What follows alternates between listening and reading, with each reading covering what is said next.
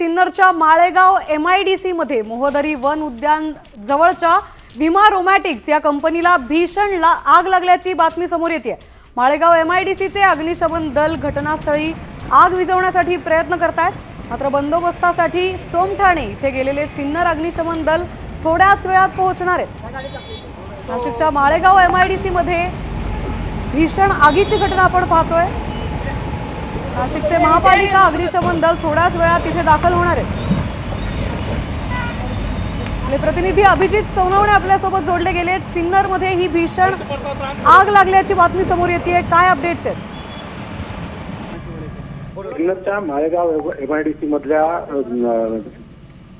विमा एरोमॅटिक्स या कंपनीला ही भीषण आग लागलेली आहे। काही वेळापूर्वी अचानक या ठिकाणी कंपनीमध्ये आग लागली आणि त्यानंतर प्रचंड धुराचे लोट अगदी दूरवरून देखील बघायला मिळत आहेत। आता सध्या त्या ठिकाणी अग्निशमन दलाकडून आगीवर नियंत्रण मिळवण्यासाठी शर्थीचे प्रयत्न सुरू आहेत। मात्र माजी मंत्री माणिकराव कोकाटे यांच्या वडिलांचं निधन झालेलं असल्याने त्या ठिकाणी मंत्री छगन भुजबळ देखील त्यांच्या अंत्यविधीसाठी जाणार असल्याने अग्निशमन दलाच्या एका बंबाला त्या ठिकाणी बंदोबस्तासाठी पाठवण्यात आलेलं होतं। मात्र आता त्या ठिकाणाहून तो अग्निशमन दलाचा बंब देखील पुन्हा माघारी बोलवण्यात आलेला आहे। नाशिकहून देखील अग्निशमन दलाचे बंब सिन्नरच्या दिशेने रवाना झालेले आहेत। पुढच्या काही वेळामध्ये अग्निशमन दलाचे आणखी मोठी कुमक आणखी बंब जे आहे ते घटनास्थळी दाखल होतील। मात्र सध्या नक्कीच अभिजित, धन्यवाद आपण दिलेल्या या सविस्तर माहितीबद्दल। त्यामुळे त्या काही वेळातच अग्निशमन दल इथे दाखल होत आहेत।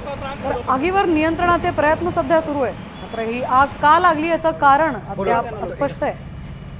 नाव सांगते मला, मी बोलतो लगेच।